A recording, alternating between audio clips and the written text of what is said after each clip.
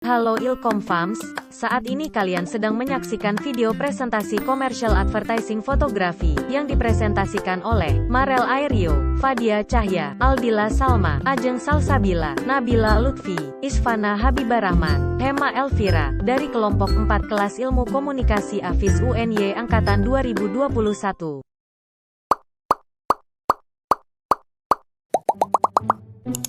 Advertising fotografi didefinisikan sebagai foto yang diambil untuk keperluan mempromosikan sebuah produk atau jasa. Foto-foto periklanan dibuat dengan tujuan untuk mengiklankan sebuah produk. Komersial atau advertising fotografi mempunyai cakupan yang luas. Objek apapun dapat dijadikan karya foto yang memiliki nilai jual, sehingga tiap fotografer yang menggeluti bidang ini perlu bekal pengetahuan fotografi yang luas terhadap hal yang berkaitan dengan aktivitasnya. Yang pertama, perangkat pemotretan, aksesori pendukungnya, perangkat lighting, serta yang terakhir, manajemen dan wawasan untuk mendukung kreativitas dan kelancaran kerja. Fungsi dari advertising fotografi. Yang pertama, untuk mempromosikan atau memperkenalkan suatu produk, merek, maupun individu melalui fotografi. Tak hanya itu saja, fotografi komersial digunakan pada brosur, katalog, sampai dengan media lainnya untuk memasarkan produk tertentu.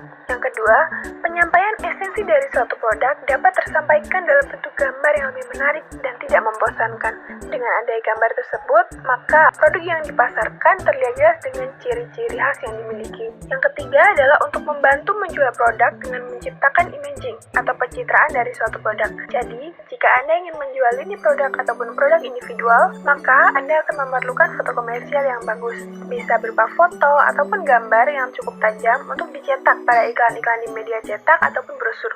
Atau Anda mungkin hanya membutuhkan foto yang lebih berfokus pada desain atau fitur lain dari produk. Misalkan, jika Anda ingin menyoroti keunggulan dari sebuah sepatu, di sisi lain, Anda mungkin juga akan memerlukan foto komersial yang berfokus pada tata cara penggunaan produk tersebut. Kemudian yang keempat adalah untuk mempromosikan bisnis dan diri Anda secara profesional. Apabila Anda adalah seorang pengusaha dan ingin mempromosikan perusahaan, investasi, maupun bisnis lainnya, maka kemungkinan besar Anda akan memerlukan jasa komersial fotografi. Kemudian, foto-foto yang dihasilkan bisa Anda gunakan pada cetakan brosur, pamflet, maupun pada papan iklan, seperti banner, spanduk, baliho, dan lain sebagainya. Yang kelima, jika kita memotret menu makanan pada kafe, restoran, dan sejenisnya agar terlihat menarik, sehingga orang berselera untuk membelinya. Percayalah, sebuah foto menu yang indah itu tentu akan membuat siapa saja lebih berselera. Hal ini tentu benar-benar membutuhkan keterampilan dan juga teknik fotografi yang cukup tinggi untuk membidik foto makanan yang terbaik.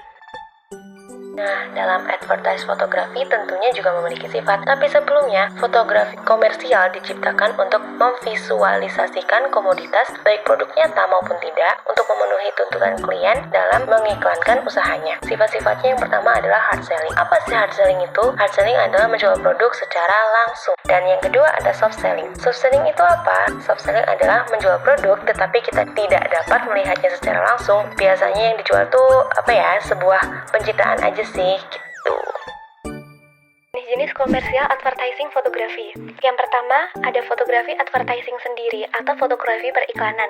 Yang dimaksud dengan jenis ini adalah fotografi yang berisi tentang menghadirkan lingkungan yang tepat untuk memperkenalkan sebuah produk dalam sebuah iklan melalui cara yang unggul, cara yang modern. Fotografi jenis ini biasanya digunakan untuk menilik sebuah produk, merek, layanan, atau individu pada media cetak maupun digital. Kemudian yang kedua ada fotografi aerial. Jenis fotografi ini dikenal juga dengan sebutan fotografi udara.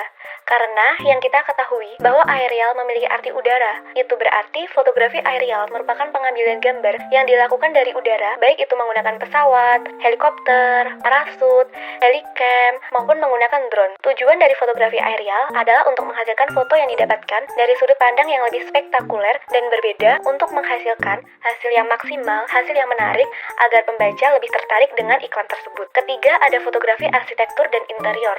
Fotografi arsitektur serta interior yang membidik gambar untuk struktur interior rumah, bangunan, restoran, maupun sebuah ruangan. Di sini, fotografer akan menggunakan teknik keahlian serta pencahayaan dan kreativitas dalam mengabadikan untuk keapikan dari interior sebuah ruangan. Biasanya, fotografi seperti ini akan digunakan dalam promosi atau iklan sebuah rumah, hotel, villa, restoran, atau sejenisnya. Yang keempat, ada fotografi makanan. Jenis fotografi yang menggunakan makanan sebagai objek dalam pemotretan. Biasanya, mengiklankan atau mempromosikan sebuah makanan, kemudian hasil dari dari foto makanan tersebut akan dikreativitas semaksimal mungkin untuk dijadikan iklan di beberapa media sosial. Yang kelima ada fotografi olahraga, yang bertujuan untuk mendokumentasikan berbagai kejadian-kejadian penting yang layak untuk diabadikan dalam dunia olahraga. Kemudian hasil foto dari fotografi olahraga itu biasanya digunakan untuk membuat sebuah berita olahraga, iklan olahraga, mempromosikan sebuah olahraga, atau berita yang terkait dengan atlet tersebut.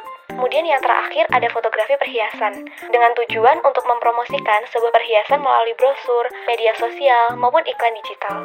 Fotografi jenis ini sangat penting digunakan untuk menunjukkan aspek keindahan dan keunikan yang dimiliki oleh produk, seperti keindahan cincin, kalung, anting-anting, gelang, serta perhiasan lainnya.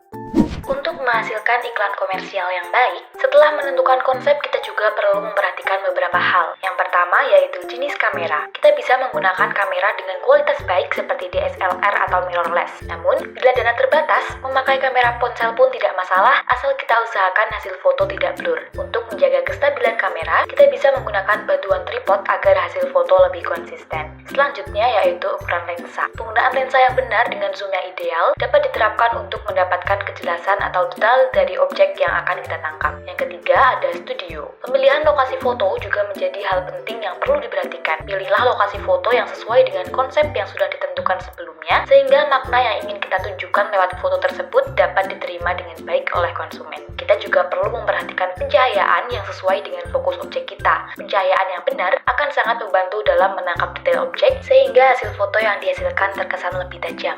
Karena konsumen tidak selalu dapat melihat produk secara fisik, merupakan tanggung jawab besar untuk menyajikan setiap detail yang terkait dengan produk atau jasa yang kita tawarkan. Ini merupakan bagian dari proses di mana konsumen dapat mengenal suatu produk atau jasa sebelum mereka memesannya. Dapat dikatakan bahwa menyajikan detail seotentik mungkin sangat penting untuk kesuksesan suatu usaha. Untuk itu, kita perlu memahami teknik fotografi, khususnya fotografi iklan komersial, sehingga dapat menghasilkan foto iklan komersial yang baik dan sesuai dengan kebutuhan.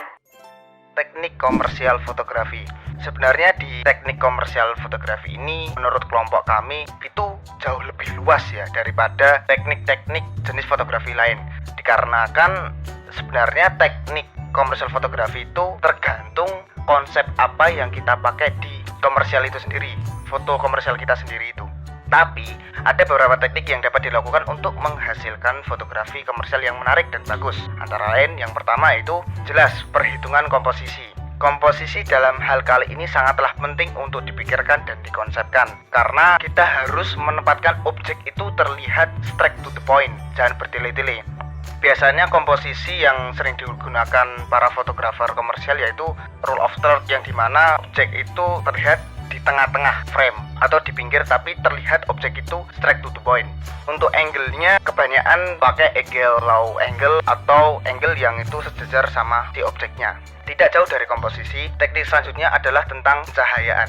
Sama seperti komposisi, pencahayaan juga sangat krusial. Arah pencahayaan, cahaya apa yang digunakan seperti soft atau hard, dan lain-lain perlu dipikirkan. Untuk banyak kasus, arah pencahayaan yang sering digunakan yaitu dengan mengarahkan cahaya sedikit miring dari objek. Jadi tidak direct langsung ke objek.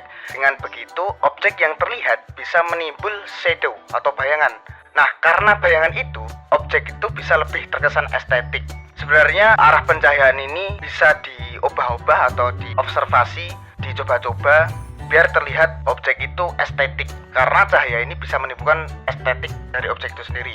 Terus untuk cahaya yang digunakan itu menggunakan soft light atau cahaya yang halus. Soft light ini bisa menimbulkan kesan halus dan ramah untuk dilihat. Gimana sih caranya kita bisa mendapatkan cahaya yang soft atau cahaya yang lembut? Alat yang digunakan itu biasanya menggunakan kain diffuser, jadi kain putih yang ada transparan itu untuk melembut cahaya yang masuk, atau bisa pakai softbox. Tone warna sangat berpengaruh dengan membuat vibes atau mood dalam komersial fotografi. Karena setiap foto dengan menampilkan warna-warna di dalamnya, itu otomatis akan membuat mood yang akan ditampilkan. Oleh karena itu, strategi warna yang akan kita gunakan untuk membuat komersial fotografi ini harus kita konsepkan dari awal.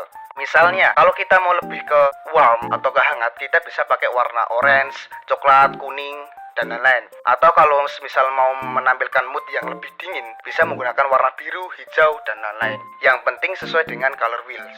Warna ini bisa kita dapatkan dengan cara mengatur dari sisi lighting, pencahayaan, elemen-elemen yang ada di dalam frame, pengaturan kamera, dan post produksi atau editing. Yang ketiga yaitu menggunakan talent. Talent di sini kita akan pakai kalau semisal kita membutuhkan di konsep komersial fotografi kita.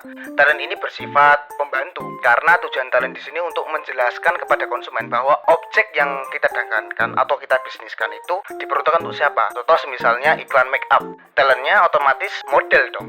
Misal kalau iklan bubur anak-anak, otomatis nanti talentnya bisa ibu-ibu atau anak-anak. Jadi penonton talentnya sendiri itu juga harus memilih yang memiliki bakat setipe. Terus untuk teknik yang terakhir adalah teknik modifikasi teknologi modern atau eksplorasi kreativitas. Jadi teknik ini yang menurut kami bebas ya, sangat bebasnya. Karena teknik ini bisa meliputi seperti efek asap pada foto kita, efek slow motion atau shutter speed rendah, slow speed, stop action dengan menggunakan shutter speed tinggi dan lain-lain. Jadi di teknik ini itu sesuai dengan kreativitas kita masing-masing, sesuai dengan konsep apa yang kita mau bikin dari awal. Jadi di sini sudah terdapat beberapa contoh hasil jepretan dari kelompok kami ya. Yang pertama itu ada sebuah produk lilin, yang kedua ada minuman yuzu, yang ketiga ada mahkota pengantin, yang keempat ada buah apel, yang kelima ada bangunan Bank Indonesia, dan yang terakhir ada foto rice bowl. Yang pertama di sini terdapat sebuah foto lilin aromaterapi ya. Ini merupakan hasil jepretan dari salah satu anggota kelompok kami yang menggunakan device Canon EOS M3 dengan ISO 100, shutter speednya 1/250, diafragmanya f/1,8. Dalam gambar tersebut itu, lilin aromaterapi hasil produksi dari tangan rumah Inspirasi Jogja. Lilin ini berasal dari bahan-bahan di sekitar kita tanpa menggunakan bahan yang merusak alam. Tujuan dari foto ini adalah untuk diiklankan.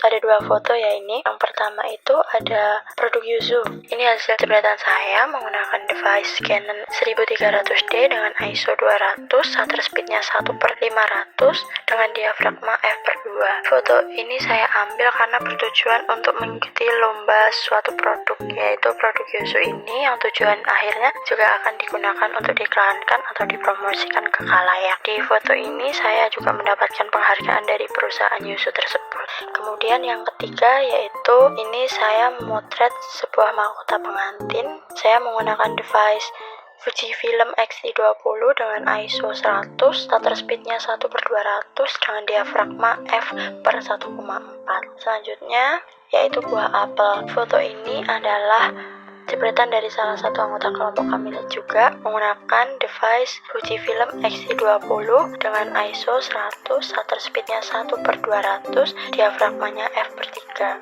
Di sebelahnya ini ada foto Bank Indonesia ya, yang tempatnya ini berada di titik 0 km Yogyakarta. Foto ini saya ambil juga bertujuan untuk lomba dengan tema arsitektur. Di foto ini saya menggunakan teknik bulb, menggunakan device Canon 1300D dengan ISO 600, shutter speednya 1/10, diafragmanya f/2. Ini saya dibantu dengan tripod karena dalam teknik bulb tersebut jika kita terdapat goyangan sedikit pun hasilnya tidak akan jadi dengan maksimal dan banyak noise. Foto ke-6 ini adalah rice bowl. Foto tersebut saya ambil di Tugu Yogyakarta ya, dengan device Fujifilm X-T20 dengan ISO 100, shutter speednya 1/200, diafragmanya f/1,4. Alasan saya memotret makanan tersebut itu adalah waktu itu saya sedang membuat pre-order rice bowl tersebut. Jadi tujuan saya itu agar pembeli itu kayak tertarik, wah ini dari fotonya aja enak nih. Nah, pasti orang akan tertarik dengan makanan tersebut. Jadi dari semua kumpulan foto tersebut dapat disimpulkan bahwa tujuan utama dari komersial fotografi yaitu agar foto memiliki nilai jual serta dapat dipromosikan untuk iklan dari sebuah produk. Karena dengan foto yang menarik, unik, dan estetik, orang pasti akan tertarik dengan produk tersebut sehingga para khalayak tersebut tuh memiliki keinginan untuk membeli dan perusahaan akan mendapatkan keuntungan. Dengan genre komersial fotografi ini, kita juga mendapatkan imbalan atau penghargaan dari perusahaan terkait sesuai dengan apa yang kita lakukan. Itulah pemahaman mengenai commercial advertising fotografi yang dapat kami bagikan. Mohon maaf atas kesalahan dan kekurangan. Yuk, kita diskusikan bersama. Terima kasih perhatiannya. Dan sampai jumpa.